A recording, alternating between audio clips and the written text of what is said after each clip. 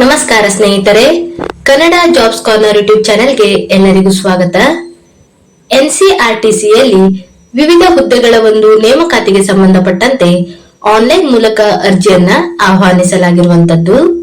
ಇನ್ನು ಯಾವ್ಯಾವ ಹುದ್ದೆಗಳಿವೆ, ಎಷ್ಟು ಹುದ್ದೆಗಳು ಖಾಲಿ ಇರುವಂತದ್ದು, ಏಜ್ ಲಿಮಿಟ್, ಎಜುಕೇಶನಲ್ ಕ್ವಾಲಿಫಿಕೇಶನ್ ಹಾಗೂ ಸೆಲೆಕ್ಷನ್ ಪ್ರೊಸೀಜರ್ ಬಗ್ಗೆ ಈ ಒಂದು ವಿಡಿಯೋದಲ್ಲಿ ಮುಂದೆ ನೋಡ್ತಾ ಹೋಗೋಣ.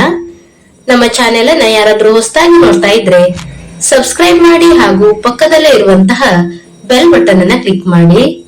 ಇನ್ನು ಈ ಹುದ್ದೆಗಳಿಗೆ ಅರ್ಜಿ ಸಲ್ಲಿಸಲು ಪ್ರಾರಂಭ ದಿನಾಂಕ ಮಾರ್ಚ್ 24, 2025ರಿಂದ ಏಪ್ರಿಲ್ 24, 2025ರವರೆಗೂ ಸಹ ಅಭ್ಯರ್ಥಿಗಳಿಗೆ ಅರ್ಜಿ ಸಲ್ಲಿಸಲು ಅವಕಾಶ ಇರುವಂತದ್ದು. ಇನ್ನು ಮೇ ತಿಂಗಳಿನಲ್ಲಿ ಸಿಬಿಟಿ ಎಕ್ಸಾಮ್ ಅನ್ನು ನಡೆಸಲಾಗುತ್ತದೆ. ಇದರ ಬಗ್ಗೆಯೂ ಸಹ ನೋಟಿಫಿಕೇಶನ್ ನಲ್ಲಿ ಮಾಹಿತಿಯನ್ನ ನೀಡಿರುವಂತದ್ದು.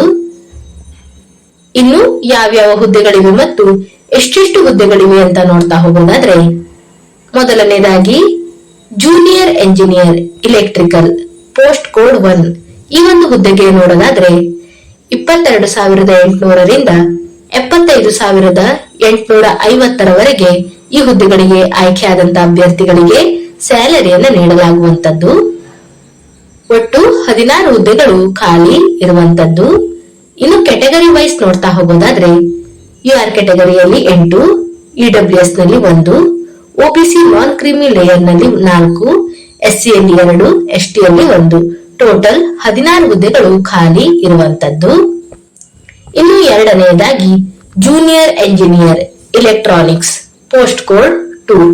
ಈ ಒಂದು ಹುದ್ದೆಗೆ ನೋಡೋದಾದ್ರೆ 22,800ರಿಂದ 75,850ರವರೆಗೆ ಸ್ಯಾಲರಿ ಇರುವಂತದ್ದು. ಒಟ್ಟು 16 ಹುದ್ದೆ ಖಾಲಿ ಇರುವಂತದ್ದು. ಇನ್ನು ಕೆಟಗರಿ ವೈಸ್ ನೋಡ್ತಾ ಹೋಗೋದಾದ್ರೆ, ಯುಆರ್ ಕೆಟಗರಿಯಲ್ಲಿ 8, ಇಡಬ್ಲ್ಯೂಎಸ್ ನಲ್ಲಿ 1, ಒಬಿಸಿ ನಾನ್ ಕ್ರೀಮಿ ಲೇಯರ್ ನಲ್ಲಿ 4, ಎಸ್ಸಿಯಲ್ಲಿ 2, ಎಸ್ಟಿಯಲ್ಲಿ 1, ಟೋಟಲ್ 16 ಹುದ್ದೆಗಳು ಖಾಲಿ ಇರುವಂತದ್ದು. ಇನ್ನು ಮೂರನೆಯದಾಗಿ junior engineer mechanical post code 3. ಈ ಒಂದು ಹುದ್ದೆಗೆ ನೋಡೋದಾದ್ರೆ ಒಟ್ಟು 3 ಹುದ್ದೆಗಳು ಖಾಲಿ ಇರುವಂತದ್ದು. ಯುಆರ್ ಕೆಟಗರಿಯಲ್ಲಿ 3 ಹುದ್ದೆಗಳು ಖಾಲಿ ಇರುವಂತದ್ದು. ಇನ್ನು ನಾಲ್ಕನೆಯದಾಗಿ junior engineer civil post code 4. ಈ ಒಂದು ಹುದ್ದೆಗೆ ನೋಡೋದಾದ್ರೆ ಯುಆರ್ ಕೆಟಗರಿಯಲ್ಲಿ 1 ಹುದ್ದೆ ಖಾಲಿ ಇರುವಂತದ್ದು. ಇನ್ನು ಪ್ರೋಗ್ರಾಮಿಂಗ್ ಅಸೋಸಿಯೇಟ್ ಪೋಸ್ಟ್ ಕೋಡ್ 5. ಈ ಒಂದು ಹುದ್ದೆಗೆ ನೋಡೋದಾದ್ರೆ ಯುಆರ್ ಕೆಟಗರಿಯಲ್ಲಿ 3 ಮತ್ತು ಎಸ್ಸಿಯಲ್ಲಿ 1, ಒಟ್ಟಾರೆ 4 ಹುದ್ದೆಗಳು ಖಾಲಿ ಇರುವಂತದ್ದು. ಇನ್ನು ಅಸಿಸ್ಟೆಂಟ್ HR ಪೋಸ್ಟ್ ಕೋಡ್ 6. ಈ ಒಂದು ಹುದ್ದೆಗೆ ನೋಡೋದಾದ್ರೆ 20,250ರಿಂದ 65,500ರವರೆಗೆ ಸ್ಯಾಲರಿ ಇರುವಂತದ್ದು. ಯುಆರ್ ಕೆಟಗರಿಯಲ್ಲಿ 3 ಹುದ್ದೆ ಖಾಲಿ ಇರುವಂತದ್ದು. ಇನ್ನು ಮುಂದೆ ನೋಡೋದಾದ್ರೆ ಅಸಿಸ್ಟೆಂಟ್ ಕಾರ್ಪೊರೇಟ್ ಹಾಸ್ಪಿಟಾಲಿಟಿ. ಈ ಒಂದು ಹುದ್ದೆಗೆ ನೋಡೋದಾದ್ರೆ ಪೋಸ್ಟ್ ಕೋಡ್ 7. 20,250ರಿಂದ 65,500ರವರೆಗೆ ಸ್ಯಾಲರಿ ಇರುವಂತದ್ದು. ಯುಆರ್ ಕೆಟಗರಿಯಲ್ಲಿ 1 ಹುದ್ದೆ ಖಾಲಿ ಇದೆ.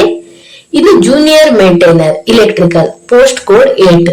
ಈ ಒಂದು ಹುದ್ದೆಗೆ ನೋಡೋದಾದ್ರೆ 18,250ರಿಂದ 59,200ರವರೆಗೆ ಸ್ಯಾಲರಿ ಇರುವಂತದ್ದು. ಇನ್ನು ಕೆಟಗರಿ ವೈಸ್ ವೇಕೆನ್ಸಿ ಲಿಸ್ಟ್ ಅನ್ನ ನೋಡೋದಾದ್ರೆ ಯುಆರ್ ಕೆಟಗರಿಯಲ್ಲಿ 10 ಹುದ್ದೆಗಳು, ಇನ್ನು ಇಡಬ್ಲ್ಯೂಎಸ್ ನಲ್ಲಿ 1, ಒಬಿಸಿಯಲ್ಲಿ 4, ಎಸ್ಸಿ ಕೆಟಗರಿಯಲ್ಲಿ 2 ಹಾಗೂ ಎಸ್ಟಿ ಕೆಟಗರಿಯಲ್ಲಿ 1, ಟೋಟಲ್ 18 ಹುದ್ದೆಗಳು ಖಾಲಿ ಇರುವಂತದ್ದು. ಇನ್ನು junior maintainer mechanical post code 9. ಈ ಒಂದು ಹುದ್ದೆಗೆ ನೋಡೋದಾದ್ರೆ 18,250ರಿಂದ 59,200ರವರೆಗೆ ಸ್ಯಾಲರಿ ಇರುವಂತದ್ದು. ಕೆಟಗರಿ ವೈಸ್ ವೇಕೆನ್ಸಿ ಲಿಸ್ಟ್ ಅನ್ನ ನೋಡೋದಾದ್ರೆ ಯುಆರ್ ಕೆಟಗರಿಯಲ್ಲಿ 6, ಇಡಬ್ಲ್ಯೂಎಸ್ ನಲ್ಲಿ 1, ಒಬಿಸಿ ನಾನ್ ಕ್ರಿಮಿಲೇಯರ್ ನಲ್ಲಿ 2, ಎಸ್ಸಿಯಲ್ಲಿ 1, ಟೋಟಲ್ 10 ಹುದ್ದೆಗಳು ಖಾಲಿ ಇರುವಂತದ್ದು. ಒಟ್ಟಾರೆ ಎನ್ಸಿಆರ್ಟಿಸಿಯಲ್ಲಿ 72 ಹುದ್ದೆಗಳಿಗೆ ಸಂಬಂಧಪಟ್ಟಂತೆ ನೇಮಕಾತಿಗೆ ಅರ್ಜಿಯನ್ನ ಆಹ್ವಾನಿಸಲಾಗಿರುವಂತದ್ದು. ಇನ್ನು ಈ ಹುದ್ದೆಗಳಿಗೆ ಸಂಬಂಧಪಟ್ಟಂತೆ ಪೋಸ್ಟ್ ವೈಸ್ ಎಜುಕೇಶನಲ್ ಕ್ವಾಲಿಫಿಕೇಶನ್ ಅನ್ನು ನೋಡೋದಾದ್ರೆ, ಮೊದಲನೆಯದಾಗಿ ಜೂನಿಯರ್ ಎಂಜಿನಿಯರ್ ಇಲೆಕ್ಟ್ರಿಕಲ್. ಈ ಒಂದು ಹುದ್ದೆಗಳಿಗೆ ಅರ್ಜಿ ಸಲ್ಲಿಸುವಂತಹ ಅಭ್ಯರ್ಥಿಗಳು ಗರಿಷ್ಠ 25 ವರ್ಷದ ಒಳಗಿನ ಎಲ್ಲಾ ಅಭ್ಯರ್ಥಿಗಳು ಅರ್ಜಿಯನ್ನು ಸಲ್ಲಿಸಬಹುದು. ಇನ್ನು ಎಜುಕೇಶನಲ್ ಕ್ವಾಲಿಫಿಕೇಶನ್ ಬಗ್ಗೆ ನೋಡೋದಾದ್ರೆ ಇಲೆಕ್ಟ್ರಿಕಲ್ ಇಂಜಿನಿಯರಿಂಗ್ ನಲ್ಲಿ 3 ವರ್ಷಗಳ ಡಿಪ್ಲೊಮಾ ಕೋರ್ಸ್ ಅನ್ನ ಮಾಡಿರುವಂತಹ ಅಭ್ಯರ್ಥಿಗಳು ಅರ್ಜಿಯನ್ನು ಸಲ್ಲಿಸಬಹುದು. ಇನ್ನು ಎರಡನೇದಾಗಿ ಜೂನಿಯರ್ ಇಂಜಿನಿಯರ್ ಇಲೆಕ್ಟ್ರಾನಿಕ್ಸ್. ಈ ಒಂದು ಹುದ್ದೆಗೆ ಎಜುಕೇಶನಲ್ ಕ್ವಾಲಿಫಿಕೇಶನ್ ಬಗ್ಗೆ ನೋಡೋದಾದ್ರೆ ಇಲೆಕ್ಟ್ರಾನಿಕ್ಸ್ ಎಂಜಿನಿಯರಿಂಗ್ ನಲ್ಲಿ 3 ವರ್ಷಗಳ ಡಿಪ್ಲೊಮಾ ಕೋರ್ಸ್ ಅನ್ನ ಮಾಡಿರುವಂತಹ ಅಭ್ಯರ್ಥಿಗಳು ಅರ್ಜಿಯನ್ನು ಸಲ್ಲಿಸಬಹುದಾಗಿರುತ್ತದೆ. ಇನ್ನು ಮೂರನೇದಾಗಿ ಜೂನಿಯರ್ ಇಂಜಿನಿಯರ್ ಮೆಕ್ಯಾನಿಕಲ್. ಈ ಒಂದು ಹುದ್ದೆಗಳಿಗೆ ಎಜುಕೇಶನಲ್ ಕ್ವಾಲಿಫಿಕೇಶನ್ ಅನ್ನು ನೋಡೋದಾದ್ರೆ ಮೆಕ್ಯಾನಿಕಲ್ ಎಂಜಿನಿಯರಿಂಗ್ ನಲ್ಲಿ 3 ವರ್ಷಗಳ ಡಿಪ್ಲೊಮಾ ಕೋರ್ಸ್ ಅನ್ನು ಮಾಡಿರುವಂತಹ ಅಭ್ಯರ್ಥಿಗಳು ಅರ್ಜಿಯನ್ನು ಸಲ್ಲಿಸಬಹುದು. ಇನ್ನು ಜೂನಿಯರ್ ಇಂಜಿನಿಯರ್ ಸಿವಿಲ್. ಈ ಒಂದು ಹುದ್ದೆಗೆ ನೋಡೋದಾದ್ರೆ ಸಿವಿಲ್ ಎಂಜಿನಿಯರಿಂಗ್ ನಲ್ಲಿ 3 ವರ್ಷಗಳ ಡಿಪ್ಲೊಮಾ ಕೋರ್ಸ್ ಅನ್ನು ಮಾಡಿರುವಂತಹ ಅಭ್ಯರ್ಥಿಗಳು ಈ ಒಂದು ಹುದ್ದೆಗಳಿಗೆ ಅರ್ಜಿಯನ್ನು ಸಲ್ಲಿಸಬಹುದು. ಇನ್ನು ಪ್ರೋಗ್ರಾಮಿಂಗ್ ಅಸೋಸಿಯೇಟ್. ಈ ಒಂದು ಹುದ್ದೆಗೆ ನೋಡೋದಾದ್ರೆ computer science, IT, BCA, BSc in computer science, BSc in IT ಈ ಒಂದು ಕೋರ್ಸ್ ಅನ್ನ ಮಾಡಿರುವಂತಹ ಅಭ್ಯರ್ಥಿಗಳು ಈ ಒಂದು ಹುದ್ದೆಗೆ ಅರ್ಜಿಯನ್ನು ಸಲ್ಲಿಸಬಹುದು. Assistant HR. ಈ ಒಂದು ಹುದ್ದೆಗೆ ನೋಡೋದಾದ್ರೆ ಬಿಬಿಎ ಅಥವಾ ಬಿಬಿಎಂ ಮಾಡಿರುವಂತಹ ಅಭ್ಯರ್ಥಿಗಳು ಅರ್ಜಿಯನ್ನು ಸಲ್ಲಿಸಬಹುದು.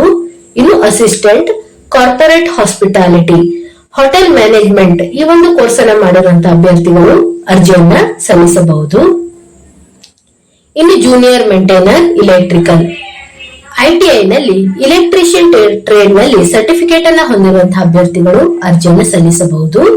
ಇನ್ನು ಜೂನಿಯರ್ ಮೇಂಟೈನರ್ ಮೆಕ್ಯಾನಿಕಲ್. ITI ನಲ್ಲಿ ಫಿಟ್ಟರ್ ಟ್ರೇಡ್ ನಲ್ಲಿ ಸರ್ಟಿಫಿಕೇಟ್ ಅನ್ನ ಹೊಂದಿರುವಂತಹ ಅಭ್ಯರ್ಥಿಗಳು ಈ ಒಂದು ಹುದ್ದೆಗಳಿಗೆ ಅರ್ಜಿಯನ್ನು ಸಲ್ಲಿಸಬಹುದಾಗಿರುತ್ತದೆ. ಇವಿಷ್ಟು ಎಜುಕೇಶನಲ್ ಕ್ವಾಲಿಫಿಕೇಶನ್ ಗೆ ಸಂಬಂಧಪಟ್ಟಂತ ಮಾಹಿತಿ ಆಗಿರುವಂತದ್ದು. ಇನ್ನು ಏಜ್ ರಿಲ್ಯಾಕ್ಸೇಷನ್ ಬಗ್ಗೆ ನೋಡ್ತಾ ಹೋಗೋದಾದ್ರೆ SC/ST ಕ್ಯಾಟಗರಿಯ ಅಭ್ಯರ್ಥಿಗಳಿಗೆ 5 ವರ್ಷಗಳವರೆಗೆ ಏಜ್ ರಿಲ್ಯಾಕ್ಸೇಷನ್ ಇರುವಂತದ್ದು. ಇನ್ನು OBC ನಾನ್ ಕ್ರೀಮಿ ಲೇಯರ್ ಅಭ್ಯರ್ಥಿಗಳಿಗೆ 3 ವರ್ಷಗಳವರೆಗೆ ಏಜ್ ರಿಲ್ಯಾಕ್ಸೇಷನ್ ಅನ್ನ ನೀಡಲಾಗಿರುವಂತದ್ದು. ಇನ್ನು ಎಕ್ಸ್ ಮಿಲಿಟರಿ ಪರ್ಸನ್ ಗಳಿಗೆ 3 ವರ್ಷ. ಇನ್ನು ಫಿಸಿಕಲ್ ಹ್ಯಾಂಡಿಕ್ಯಾಪ್ ಇರುವಂತಹ UR ಅಥವಾ EWS ಕ್ಯಾಟಗರಿ ಅಭ್ಯರ್ಥಿಗಳಿಗೆ 10 ವರ್ಷ. ಫಿಸಿಕಲ್ ಹ್ಯಾಂಡಿಕ್ಯಾಪ್ ಇರುವಂತಹ OBC ನಾನ್ ಕ್ರೀಮಿ ಲೇಯರ್ ಅಭ್ಯರ್ಥಿಗಳಿಗೆ 13 ವರ್ಷ. ಫಿಸಿಕಲ್ ಹ್ಯಾಂಡಿಕ್ಯಾಪ್ ಇರುವಂತಹ SC/ST ಅಭ್ಯರ್ಥಿಗಳಿಗೆ 15 ವರ್ಷಗಳವರೆಗೆ ಏಜ್ ರಿಲ್ಯಾಕ್ಸೇಷನ್ ಅನ್ನ ನೀಡಲಾಗಿರುವಂತದ್ದು. ಇನ್ನು ಸೆಲೆಕ್ಷನ್ ಪ್ರೊಸೀಜರ್ ಬಗ್ಗೆ ನೋಡ್ತಾ ಹೋಗೋದಾದ್ರೆ ಅಭ್ಯರ್ಥಿಗಳಿಗೆ ಕಂಪ್ಯೂಟರ್ ಬೇಸ್ಡ್ ಟೆಸ್ಟ್ ಅನ್ನ ನಡೆಸಲಾಗುವಂತದ್ದು. ಈ ಒಂದು ಎಕ್ಸಾಮ್ ಅನ್ನ ಹಿಂದಿ ಅಥವಾ ಇಂಗ್ಲಿಷ್ ನಲ್ಲಿ ನಡೆಸಲಾಗುವಂತದ್ದು. ಒಟ್ಟು 100 ಕ್ವಶನ್ಸ್ ಗಳು ಇರುವಂತದ್ದು ಮತ್ತು 100 ಅಂಕಗಳಿಗೆ ಈ ಒಂದು ಎಕ್ಸಾಮ್ ಅನ್ನ ನಡೆಸಲಾಗುತ್ತದೆ. ಪ್ರತಿಯೊಂದು ಪ್ರಶ್ನೆಗೂ ಸಹ 1 ಅಂಕ ಇರುತ್ತದೆ. ಈ ಒಂದು ಎಕ್ಸಾಮ್ ನಲ್ಲಿ ಯಾವುದೇ ರೀತಿಯಾದಂತಹ ನೆಗೆಟಿವ್ ಮಾರ್ಕಿಂಗ್ ಇರುವುದಿಲ್ಲ. ಒಟ್ಟು 90 ನಿಮಿಷಗಳ ಕಾಲಾವಕಾಶವನ್ನ ಈ ಒಂದು ಎಕ್ಸಾಮ್ ನಲ್ಲಿ ನೀಡಲಾಗುವಂತದ್ದು. ಇವಿಷ್ಟು ಎಕ್ಸಾಮಿನೇಷನ್ ಪ್ರೋಸೆಸ್ ಬಗ್ಗೆ ಇರುವಂತಹ ಮಾಹಿತಿಯಾಗಿರುತ್ತದೆ. ಇನ್ನು ಈ ಒಂದು ಎಕ್ಸಾಮ್ಗೆ ಸಂಬಂಧಪಟ್ಟಂತೆ ಟೆಸ್ಟ್ ಸೆಂಟರ್ ಅನ್ನ ನೋಡೋದಾದ್ರೆ ಇನ್ನು ನಮ್ಮ ಕರ್ನಾಟಕದ ಅಭ್ಯರ್ಥಿಗಳಿಗೆ ಬೆಂಗಳೂರಿನಲ್ಲಿ ಎಕ್ಸಾಮಿನೇಷನ್ ಸೆಂಟರ್ ಅನ್ನ ನೀಡಲಾಗಿರುವಂತದ್ದು. ಹೀಗೆ ಆಯಾ ರಾಜ್ಯಗಳಿಗೆ ಸಂಬಂಧಪಟ್ಟಂತೆ ಆಯಾ ರಾಜ್ಯಗಳಲ್ಲಿ ಎಕ್ಸಾಮ್ ಸೆಂಟರ್ ಅನ್ನ ನೀಡಲಾಗಿದೆ. ಚೆನ್ನೈ, ಹೈದರಾಬಾದ್, ಭೋಪಾಲ್, ಮುಂಬೈ, ಕೋಲ್ಕತ್ತಾ ಹೀಗೆ ಆಯಾ ರಾಜ್ಯಗಳಿಗೆ ಸಂಬಂಧಪಟ್ಟಂತೆ ಎಕ್ಸಾಮಿನೇಷನ್ ಸೆಂಟರ್ ಅನ್ನ ನೀಡಲಾಗಿರುವಂತದ್ದು. ಇನ್ನು ನಮ್ಮ ಕರ್ನಾಟಕದ ಅಭ್ಯರ್ಥಿಗಳಿಗೆ ಕೇವಲ ಬೆಂಗಳೂರಿನಲ್ಲಿ ಮಾತ್ರ ಒಂದು ಎಕ್ಸಾಮ್ ಅನ್ನು ಬರೆಯಲು ಅವಕಾಶ ಇರುವಂತದ್ದು. ಇನ್ನು CBT ಎಕ್ಸಾಮ್ ನಲ್ಲಿ ಕ್ವಾಲಿಫೈ ಆದಂತಹ ಅಭ್ಯರ್ಥಿಗಳನ್ನ ಮೆಡಿಕಲ್ ಎಕ್ಸಾಮಿಗೆ ಕರೆಯಲಾಗುತ್ತದೆ. ಇದರ ಬಗ್ಗೆ ಸಹ ಒಂದು ನೋಟಿಫಿಕೇಶನ್ ನಲ್ಲಿ ಮಾಹಿತಿಯನ್ನ ನೀಡಿರುವಂತದ್ದು. ಇನ್ನು ಪ್ರೊಬೇಷನರಿ ಪೀರಿಯಡ್ ಬಗ್ಗೆ ನೋಡೋದಾದ್ರೆ ಆಯ್ಕೆಯಾದಂತಹ ಅಭ್ಯರ್ಥಿಗಳಿಗೆ 2 ವರ್ಷಗಳವರೆಗೆ ಒಂದು ಪ್ರೊಬೇಷನರಿ ಪೀರಿಯಡ್ ಇರುವಂತದ್ದು. ಇನ್ನು ಆಯ್ಕೆಯಾದಂತಹ ಅಭ್ಯರ್ಥಿಗಳು 1,50,000 ರೂಪಾಯಿ ಅಮೌಂಟಿನ 1.5 ವರ್ಷದವರೆಗಿನ ಒಂದು ಶ್ಯೂರಿಟಿ ಬಾಂಡ್ ಅನ್ನು ಸಹ ನೀಡಬೇಕಾಗಿರುತ್ತದೆ. ಇದರ ಬಗ್ಗೆ ಸಹ ನೋಟಿಫಿಕೇಶನ್ ನಲ್ಲಿ ಒಂದು ಡೀಟೇಲ್ ಆದಂತಹ ಮಾಹಿತಿ ನೀಡಿರುವಂತದ್ದು. ಇನ್ನು ಸ್ಯಾಲರಿ ಬಗ್ಗೆ ನೋಡೋದಾದ್ರೆ NE5 ಈ ಒಂದು ಲೆವೆಲಿನ ಒಂದು ಪೋಸ್ಟಿಗೆ 22,800 ರಿಂದ 75,850 ಸ್ಯಾಲರಿ ಇರುವಂತದ್ದು. ಇನ್ನು ಈ ಒಂದು ಹುದ್ದೆಗಳಿಗೆ ಬೇಸಿಕ್ ಸ್ಯಾಲರಿಯನ್ನು ನೋಡೋದಾದ್ರೆ 22,800 ರಿಂದ ಬೇಸಿಕ್ ಸ್ಯಾಲರಿ ಇರುವಂತದ್ದು. ಇನ್ನು NE4 ಈ ಒಂದು ಲೆವೆಲಿನ ಒಂದು ಹುದ್ದೆಗಳಿಗೆ 20,850ರಿಂದ 65,500ರವರೆಗೆ ಸ್ಯಾಲರಿ ಇರುವಂತದ್ದು. ಇನ್ನು ಬೇಸಿಕ್ ಸ್ಯಾಲರಿ ನೋಡೋದಾದ್ರೆ 20,250 ಬೇಸಿಕ್ ಸ್ಯಾಲರಿ ಇರುವಂತದ್ದು. ಇನ್ನು NE3 ಈ ಒಂದು ಲೆವೆಲಿನ ಹುದ್ದೆಗಳಿಗೆ ನೋಡೋದಾದ್ರೆ 18,250ರಿಂದ 59,200ರವರೆಗೆ ಸ್ಯಾಲರಿ ಇರುವಂತದ್ದು. ಇನ್ನು ಬೇಸಿಕ್ ಸ್ಯಾಲರಿ ನೋಡೋದಾದ್ರೆ 18,250 ಬೇಸಿಕ್ ಸ್ಯಾಲರಿ ಇರುವಂತದ್ದು. ಇದರ ಜೊತೆಗೆ ಅದರ್ ಅಲೋವೆನ್ಸಸ್ ಸಹ ಇರುವಂತದ್ದು. ರೆಂಟ್ ಅಲೋವೆನ್ಸ್, ಡಿಯರೆನ್ಸ್ ಅಲೋವೆನ್ಸ್ ಹಾಗೂ ಇನ್ನಿತರೆ ಅಲೋವೆನ್ಸಸ್ ಸಹ ಇರುತ್ತದೆ. ಇನ್ನು ಅಪ್ಲಿಕೇಶನ್ ಫೀಸ್ ಬಗ್ಗೆ ನೋಡೋದಾದ್ರೆ UR, OBC, EWS ಮತ್ತು ಎಕ್ಸ್ ಸರ್ವಿಸ್ ಮೆನ್ ಕ್ಯಾಂಡಿಡೇಟ್ ಗಳಿಗೆ 1,000 ರೂಪಾಯಿ ಅಪ್ಲಿಕೇಶನ್ ಫೀಸ್ ಇರುವಂತದ್ದು. ಇದರ ಜೊತೆಗೆ GST ಸಹ ಇರುತ್ತದೆ. ಇನ್ನುಳಿದಂತೆ SC, ST ಮತ್ತು ಫಿಸಿಕಲ್ ಹ್ಯಾಂಡಿಕ್ಯಾಪ್ ಇರುವಂತಹ ಅಭ್ಯರ್ಥಿಗಳಿಗೆ ಯಾವುದೇ ರೀತಿಯಾದಂತಹ ಅಪ್ಲಿಕೇಶನ್ ಫೀಸ್ ಇರೋದಿಲ್ಲ. ಅಭ್ಯರ್ಥಿಗಳು ಆನ್ಲೈನ್ ಮುಖಾಂತರ ಅಪ್ಲಿಕೇಶನ್ ಫೀಸ್ ಅನ್ನ ಪೇಮೆಂಟ್ ಮಾಡಬೇಕಾಗಿರುತ್ತದೆ. ಅಂದರೆ credit card, debit card, internet banking, UPI payment ಹೀಗೆ ಆನ್ಲೈನ್ ಮುಖಾಂತರ ಅಪ್ಲಿಕೇಶನ್ ಫೀಸ್ ಅನ್ನ ಪೇಮೆಂಟ್ ಮಾಡಬೇಕಾಗಿರುವಂತದ್ದು. ಇನ್ನು ಅಭ್ಯರ್ಥಿಗಳು ಅರ್ಜಿಯನ್ನ ಸಲ್ಲಿಸುವಂತಹ ಪ್ರಕ್ರಿಯೆ ಬಗ್ಗೆ ನೋಡೋದಾದ್ರೆ ಅಭ್ಯರ್ಥಿಗಳು ಆನ್ಲೈನ್ ಮುಖಾಂತರ ಅರ್ಜಿಯನ್ನ ಸಲ್ಲಿಸಬೇಕಾಗಿರುವಂತದ್ದು. www.ncrtc.in ಈ ಒಂದು ವೆಬ್ಸೈಟ್ ಮುಖಾಂತರ ಅರ್ಜಿಯನ್ನ ಆನ್ಲೈನ್ ಮುಖಾಂತರ ಸಲ್ಲಿಸಬೇಕಾಗಿರುತ್ತದೆ. ಇವಿಷ್ಟು NCRTCಯಲ್ಲಿ ಕರೆದಿರುವಂತಹ ವಿವಿಧ ಹುದ್ದೆಗಳ ಒಂದು ನೇಮಕಾತಿಗೆ ಸಂಬಂಧಪಟ್ಟಂತಹ ಮಾಹಿತಿಯಾಗಿರುವಂತದ್ದು. ಈ ಒಂದು ವಿಡಿಯೋ ನಿಮಗೆ ಇಷ್ಟವಾಗಿದ್ದಲ್ಲಿ ಒಂದು ಲೈಕ್ ಮಾಡಿ, ಶೇರ್ ಮಾಡಿ ಹಾಗೂ ಸಬ್ಸ್ಕ್ರೈಬ್ ಮಾಡಿ. ಜೊತೆಗೆ ಪಕ್ಕದಲ್ಲಿ ಇರುವಂತಹ ಬೆಲ್ ಬಟನ್ ಅನ್ನ ಕ್ಲಿಕ್ ಮಾಡಿ. ಏನಾದರೂ ಡೌಟ್ಸ್ ಇದ್ದರೆ ಕಮೆಂಟ್ ಬಾಕ್ಸಿನಲ್ಲಿ ಕಮೆಂಟ್ ಮಾಡಿ. ಇನ್ನೂ ಹೆಚ್ಚಿನ ಮಾಹಿತಿಗಾಗಿ ನಮ್ಮ ಚಾನೆಲ್ ಅನ್ನು ಸಬ್ಸ್ಕ್ರೈಬ್ ಮಾಡಿ.